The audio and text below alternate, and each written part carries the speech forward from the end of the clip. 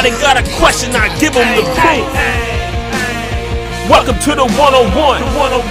When it comes to ratings, man, we number one. I get the truth, then I give them the scoop. If anybody got a question, I give them the proof. Welcome to One-on-One at LegacyMaker Sports Network. Hello, everybody. Darrell Owens, LegacyMaker Sports Network, and welcome to episode 32 of One-on-One here on the LegacyMaker Sports Network. And today with me, my homie, my girl, one of my partners in crime in the game, part of our network here in the DMV area. And she is the CEO and founder of CWall Sports Entertainment. And she is the host of Coaching from the Couch. My girl, Candi Waller. What's up, Candi? Hey, Darrell. Look, I'm so happy to see you.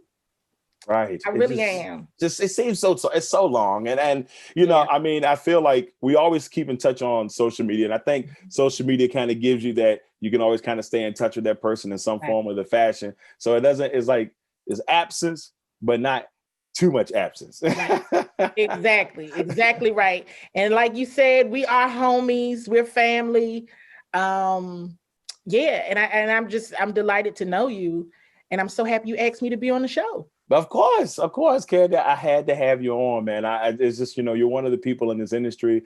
Like I've said, everybody I bring on here to bring that one-on-one experience to people that I respect in this game and people that I truly look up to because you can see the hard work and the determination, and you are one of those people, Candi. So glad to have you on. Oh, thank you so much. And likewise. Yes, we try. Yeah. All right, of course, everybody, we start off one-on-one with the check-in. So, Candi, I want to check in on you and your family, especially with everything that's been going on with COVID, the pandemic, social injustice. The election is over. So we've had a lot going on in the last 7 to 8 months ever since the pandemic has really started. Just give me your thoughts on how things have been going for you, and just tell us how you've been doing. I appreciate that question and that you even asked that starting out. Let me just tell you, Darrell, this has been a tough year. This has been a tough year. All of our lives were just changed in a very abrupt way in March when everything shut down due to the pandemic. And as you mentioned, everything going on with social injustice, the whole entire election process, it's been a lot. And as you know, I'm a bit of a social butterfly. So not being able to see my folks all the time. I'm a hugger, so not being able to hug everybody, it's been a little tough, right? It's right. It's like, wait, it's been tough. And even the mask, everything, it's been hard because it's been a change in our normal behavior and what we're just used to doing every day of our lives. So it's been tough, but, I've been managing, able to, like you said a moment ago, connect on social media. My family and I, we were doing Zoom calls and trying to get together via Zoom. I learned some new apps. Like there's this app called House Party. It's probably not new, but it was new to me. You can call your friends. It's like up to 6 or 7 of y'all can be on there, at the same time and just have a quick call and a quick check-in. So, staying prayed up and just being grateful for being alive. I do have some friends who have lost loved ones to COVID-19. So we just continue to keep those families in prayer that have lost loved ones and just, pray for all of us, our calmness and just overall comfort as we continue to go through this tough time. Yeah, most definitely. I mean, it's been tough. And I, one of those people that have had to deal with deaths this year, this has been, I've probably lost about 6 or 7 people that I've been close with this year alone. 2 of them to COVID, both grandparents in the last 2 months. It's just been a whirlwind. And I try to look at the positives throughout the year despite all of that going on. Right. But it has been a tough one. I think all you can do is just keep pushing and keep persevering and hope that we can get this thing better one day at a time. Yeah, absolutely. I want to extend my condolences to you again. I know I reached out at the loss of your loved one. So continuing to pray for you and your family as well, Darrell. Truly appreciate it. Truly appreciate it. They're in a better spot now. They're together again. So that's the way I see it. Yeah. Now let's talk a little bit about your passion of sports, your love of sports. Where did it come from, Candi? When was that moment that you happened when you were younger and you said, man, this sports thing this is for me? Tell me about where that passion for sports came from for you.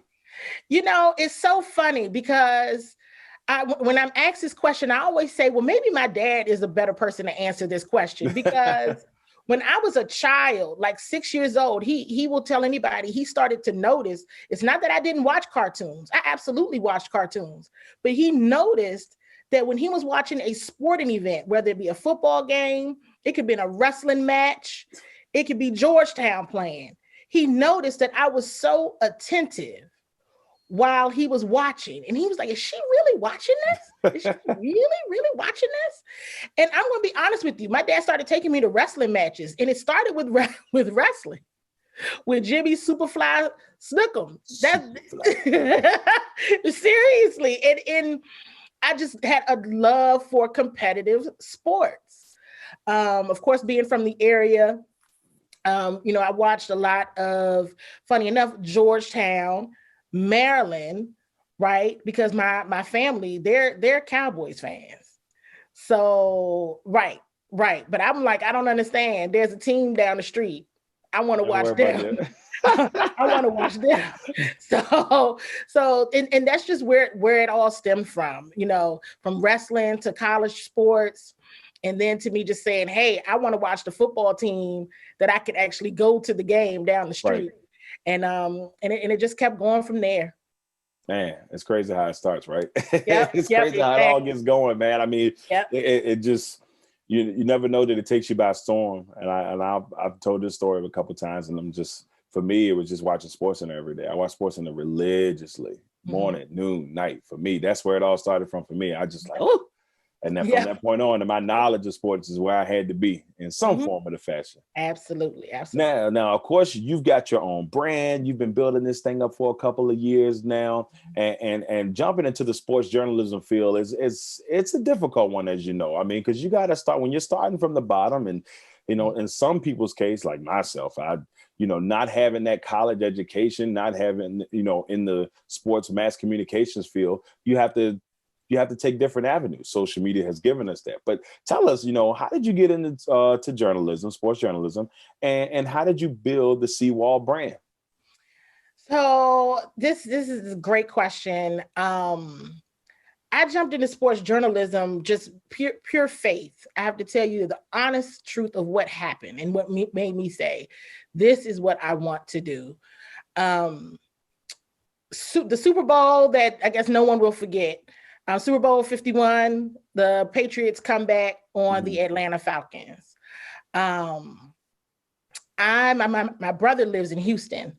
So I had already decided a few months prior that I was going to go to that Super Bowl. Like, I'm going down there. I'm going to do the Super Bowl like a true NFL fan. I'm going to the NFL experience. I'm going to tapings of First Take, Undisputed, Good Morning Football. I'm going to do everything. And I got down there midweek and I was doing everything. And I was in heaven. I was just like, this is the ultimate football fans experience right here. It was amazing. And I just truly loved every single moment of it. And when I was at the live taping of Good Morning Football, you have to get there super early. And I was there that Friday morning and it just hit me. I said, you know what? I said, this is what I'm going to do. This is what I want to do.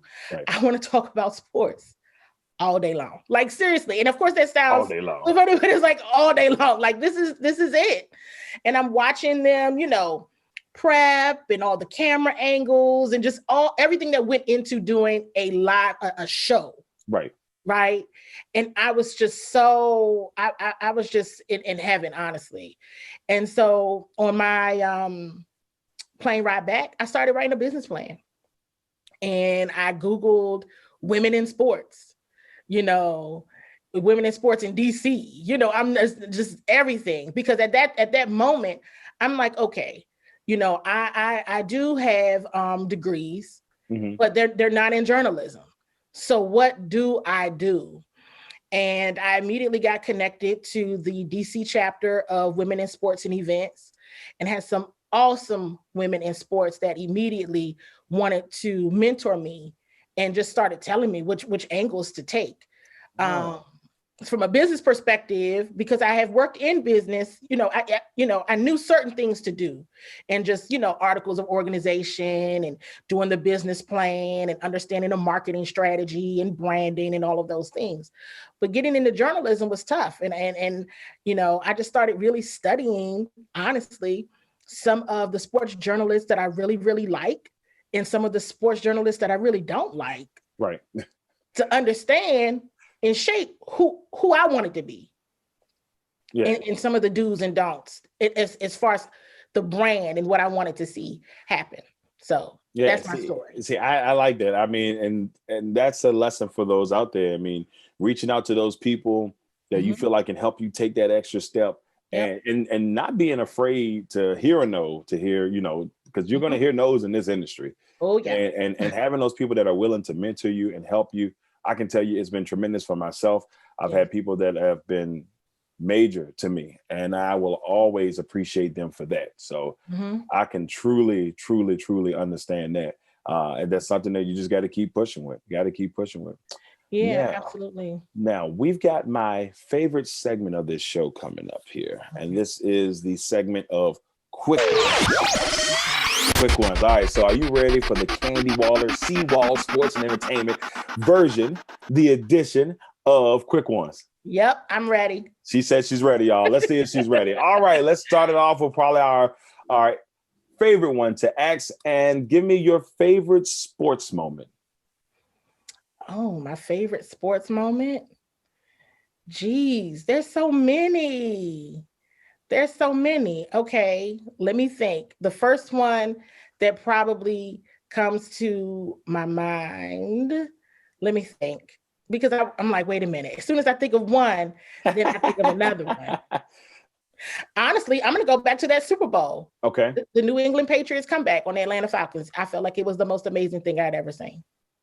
See, that's awesome. I mean, and the game itself was just dramatic. And it was dramatic. It's a meme on top of memes now. Poor Atlanta fans. Let's give them a shout out real quick. They've been through enough. So they've been through a lot. They've been through a lot. I pray for them every night. I do. I worry about them just a little bit. My guys, Danny and all my guys down there in Atlanta that are doing what we do. And we appreciate you. And we pray for you. Look, yeah, we gonna keep y'all in prayer all day, every day. Rough. So here's another one. Well, let's keep it on the sports moment. What about your worst sports moment? Can you give us the worst sports moment for you? Oh, I guess in all fairness, I gotta bring up a Washington football team worst moment. I want to say it was when RG3 got hurt.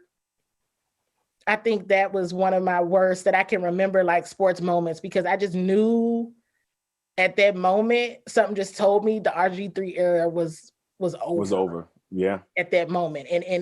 And this fan base is at that time, and is always still in my opinion, so deserving of positive energy and vibes. Right. And we were getting a boost around here in the DMV. We would get a major boost. And when he got hurt, I was like, that's it. Yeah, I mean, people were getting hyped, man. Like, yeah, I think I went to 2 RG3 games that year. I went to the game they played Carolina. My brother went to the playoff game against Seattle, so he was there when it happened. He was just like, man, it was terrible. So I remember just how big the RG3 thing was, and people thought, this is it, man. We got our next guy, and unfortunately, it doesn't turn out that way. But that was hard to watch. That. And then following up with that one, another quarterback injury, the Alex Smith injury. Like it was yet another moment. And while it wasn't pretty, like that season wasn't pretty at all, Washington football was still number 1 in the division at the time. Right. And his injury was so gruesome, because I was at that game, that it just sucked the entire life out of the whole building. Oh my God. I remember being there. And like you said, and I was down on the field. I just remember the quiet, like how quiet that crowd got when it happened. I still won't forget that. That just to see him back the last couple of weeks or see him here to play 2 games. Right. I thought it was over. I remember, I think I posed a question to you over maybe like earlier in the year where I said, do we see Alex Smith as an offensive coordinator or a quarterback coach in this new regime? Because I thought it was over for my man. Yeah. But he has proven myself wrong, which I'm glad, because I've always liked Alex Smith as a quarterback. So it's good to see him back in the fold. Yep, for sure. For sure. All right. Now, this next one, a friend of ours, Miss Karita Parks, I gave this assortment of questions to her a couple of weeks ago on Quick One. So I'm going to do the same thing to you since you are so intact in the DMV Sports brand. So I'm going to give you, I'm going to name one of the sports teams up there, and I want you to give me a quick opinion on those sports teams. Are you ready? Okay. All right. Let's start off with the Nats. Oh, my Nats. My quick opinion of the Nats, I'm still so proud of them and what they did. I mean, I call them the comeback kids. I used to, but really my quick opinion of them is it's uncertain. Right. Would have liked to have seen them be better this season. Of course, they were not. They didn't even make the playoffs, which was just very disappointing to me because I felt like they had a good chance of at least making the playoffs. Right. This season, but they did not. I think they need to do all they can to keep Juan Soto. Yeah, you got to. After losing Bryce, you can't lose Soto. Yeah, you can't. Absolutely cannot lose Soto. That's funny. I think that's the same that Karita said one word, Soto. So y'all on the same page on that bad boy. Yeah. Can't lose Juan Soto. So if you listen, Washington, no go. Next one, the Capitals. Oh, my Caps. My opinion of the Caps is actually, I'm still disappointed that Ted Leonsis didn't choose to keep Barry Trotz. I think there had probably been some understanding that, maybe he would leave. But after you win the Stanley Cup, I mean, like, come on. Right. I didn't feel like that was the right time to make a coaching change. Yeah. And now there's yet again another coaching change because Todd Reardon was not the answer. So we'll see what this new coach does. Again, there's a lot of uncertainty. The team is getting older, just being honest. The team is getting older. So it'll be interesting to see how they continue to shape and still be aggressive. I'm proud to be a Caps fan on top of covering the team, but just a fan overall, because we've seen, if not one of the greatest, if not the greatest, definitely one of the greatest, and Alexander Ovechkin. Oh, yeah. He's phenomenal. Yeah. And I tell folks all the time, another opinion of Caps, whenever everything opens back up, one of the dopest sports experiences is a hockey game, is a Caps game. Oh, God, I want to go to hockey. That's on my bucket. That's on my bucket list of things to do. I've been trying to get into a hockey game for a minute. Like I want to see. I'm an Avalanche fan. I've been an Avalanche fan since I was 10 years old. But I do support the Caps. But it's just for me, I've always wanted to say I want to go to a Capitals Avalanche game and just be able to enjoy that. And if not even a part of the media, just as a fan. Oh yeah. I want to feel it all, man. So I'm hoping at one way or the other, I'll be able to do it on both ends of the spectrum, though. So yeah. You'll love it. You'll love it for sure. Next, the Washington Wizards. I think my overall opinion is John Wall. That's what I'm going to start out with. I'm going to start out with John Wall. I want to see John come back better than ever. I know there's always a lot of the rumor mill is always churning about Bradley Beal being traded. And the storyline continues to be Brad and John want to see, they want to go for it one more time. Right. They want to go for the East just one more time with both of them healthy, because I don't think we've seen that. I don't think we've seen both of them fully healthy in a while. It's probably been almost 2 years if you think about it. John got hurt December, I think, of 18, maybe like November of 18. So it's been about a whole year since we've seen him. Because at one point, I was like, are the Wizards turning into the bad boys of the East? They were playing so rough and tough, and they had turned into a goon squad. I was like, what happened to them? It was starting to look really nice, and they were making runs, they were making moves. Yeah, and so I want to see both of them healthy. Looking forward to John Wall's comeback. I still think they need a center. They need a big man. They need somebody to be on the boards. And we'll see what happens. Scott Brooks, very, very, very nice man. Mm-hmm. But I just don't think that's the coach that's going to get it done and help this team bring in a championship. All right, next one, the Washington Mystics. Oh, that's my team. That's my girls right there. Yes, sir. That's my girls right there. I'm back. That's my girls right there. My opinion of the Mystics, what we saw this summer when they were in the bubble, that wasn't even the same Mystics team. I wasn't the same team. Wanted them to run it back and everything. And Coach Mike Tebow, I really like Coach Tebow. He's straight, no chaser, and complete professional for sure. And it just wasn't the same team. So we couldn't expect the same output, right? We can't expect the same outcome and same output. It's not the same team. But I'm looking forward to all of them coming back stronger, better than ever, and perhaps doing another run, because I still think they absolutely have the talent to do so. And then they added Tina Charles. I mean, come on, man. They didn't get worse. I mean, like I said, COVID gave us a whole different aspect, but then you add Tina Charles, like a former MVP. You got two MVPs on the same team. Yeah. And I don't think there's going to be button of heads. I think they're just going to collaborate together. We're looking at a power team that we didn't get a chance to see fully coming to fruition this year. So we'll see. Exactly. And I think that move, to your point, I think that move was made so that they could be a powerhouse in the near term. That wasn't a future team. That was, we want all the championships right now. Exactly. So I'm looking forward to them coming back. Me too. I can't wait to see what that Mystics team looks like next year. And we're back in the building. So we're back in the building because we had some fun covering them too. We had a lot of fun with them too. Yes, we did. And I'm ready to get back. I'm ready to see T-Cloud Incorporated and make things happen again. Yes, for sure. We'll see. And of course, last but certainly not least, the Washington football team. Obviously, it's been a very interesting full year for the Washington football team. But give me your thoughts on that Washington football team.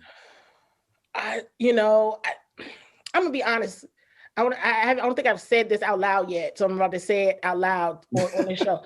I was really bothered by Sunday's game against the Giants. That really bothered me because there were some mistakes that just should not have been made. Right. The straight fundamental mistakes. It's like, come on, guys, come on. Now you're beating yourself at this point, right?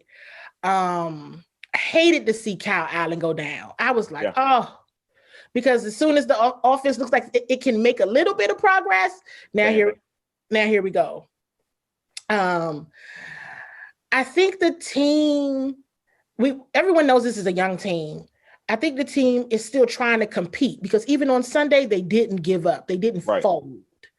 So I can tell under this Ron Rivera-led coaching staff, the team is going to fight. They're going to fight for it. In the previous regime, we would have seen them give up early. Right. Real true. So they didn't do that, which is excellent. But there's still some positions that need some help. Definitely need to see, and I got to shout him out. I got proud of my guy, Cam Sims. Cam Sims is starting to show. We all know Terry is going to Terry. He going to do him. We know what Terry McLaurin, we already know what we got there, that gem. But it's excellent to see Cam Sims starting to blossom. Right. That's tremendous. But I still think they need some help at the receiver. We still need a tight end. Washington football team needs a tight end. Logan had some moments.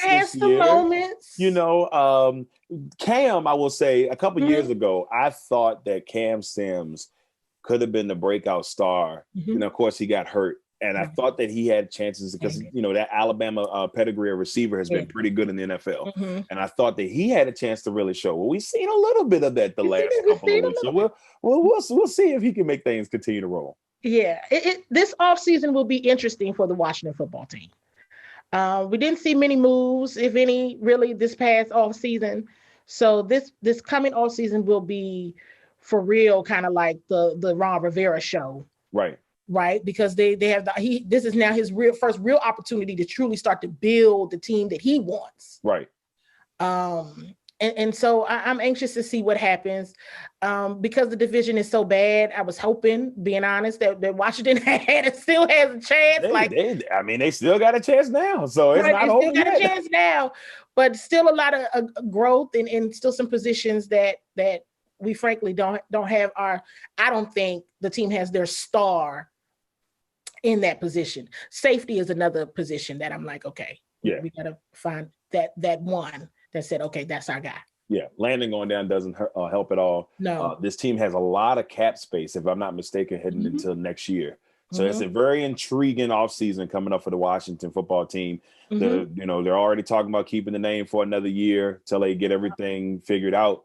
But the best case scenario for the uppers in Washington is that the fans fall in love with the name, which I think if they find a way to win some games or start to catch some red, who knows, they may feel it. But that's something that we'll see within the next year. Yeah, if they would have got at least 6 wins this year, it probably wouldn't have been no issue. No one would have cared about the name. They found a way to win this division. They might be all right. Might be okay. They might be okay. All right, last one on quick ones. Your least favorite actor or actress? This is the one that every time you see him, you're like, I don't want to see him on the screen. I think it's Danny Glover. For some reason, I never got over The Color Purple. I never got over that. It still haunts me. I'm like, oh gosh. Every time I see him, I mean. That's the first thing that comes to mind. So that's hilarious. I just never recovered from The Color Purple. That's a good one. I didn't see that one coming, but that's a good one. I thought that would be the one that you would struggle on. I thought she'd be like, let me think about it. No, Danny Glover. He's it. He's the one. Yeah, I'm like, oh, that's hilarious. That's hilarious. Oh man, but that was it. That was the Candi Waller edition of Quick Ones here on One-on-Ones. And before we get off of here, first of all, Candi, I got to thank you, appreciate you, truly appreciate you coming on. And before we leave, of course, we got to finish with any special projects you have going on. We want you to leave that legacy and let us know what type of legacy you want to leave and any special projects you got going on. I love that question. And thank you so much for having me. Seriously, thank you. It was so awesome to see you. Because I miss everybody. We all haven't been able to connect in person, right, due to the pandemic. But it is good to see everyone on social media land and virtually when we do things like this. So Thank you so very much. In terms of my legacy, I'm a diehard DC sports fan that decided to take my passion for not just sports overall, but for DC sports and turn it into a business. Right. And so that is the legacy I want to leave. The people that feel empowered to take whatever their passion may be and turn it into a business. Make it work for you. Make it work for your family. Make it work for, people who are watching that say, you know what, I love this. And I'm able to turn it into a business and something that I can truly just use my time and enjoy, and continue to mold and craft as time goes on. So that is the legacy that I hope I am leaving and will be, left behind whenever, that happens. But right. In terms of special projects, I have a show every Thursday on Facebook Live at 7:30 p.m. It's called Coaching from the Couch. Fire! Woo!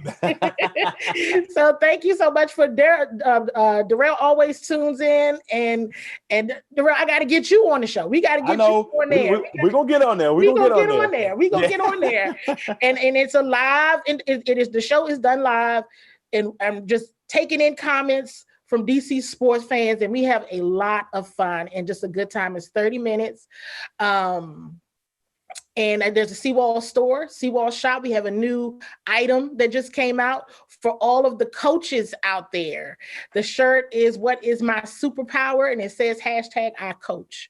Hey, so behind every great player, every great person, there is an amazing coach. So we have that item available in the CWall shop now. So you can go to www.cwallse.com to purchase the shirt there's other items as well. And you also can see the other CWall Sports and Entertainment content. There she is, ladies and gentlemen. My homegirl, one of my peeps in the streets. Ladies and gentlemen, Miss Candi Waller. This has been episode 32 of One-on-One on the LegacyMaker Sports Network. We truly appreciate you all tuning in. Make sure you check out my girl Candi on all her social media platforms. Give them those social media platforms real quick. Hit them up real quick. Go ahead, hit them up real quick. On Facebook is CWall Sports and Entertainment.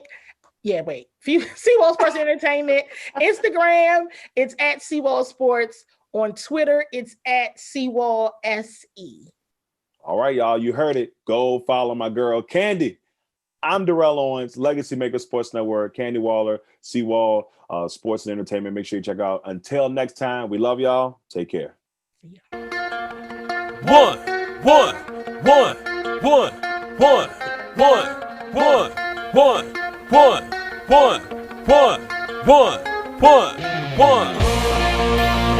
Welcome to the one-on-one. When it comes to ratings, man, we number one. I get the truth, then I give them the scoop. If anybody got a question, I give them the proof. Welcome to the one-on-one. When it comes to ratings, man, we number one. I get the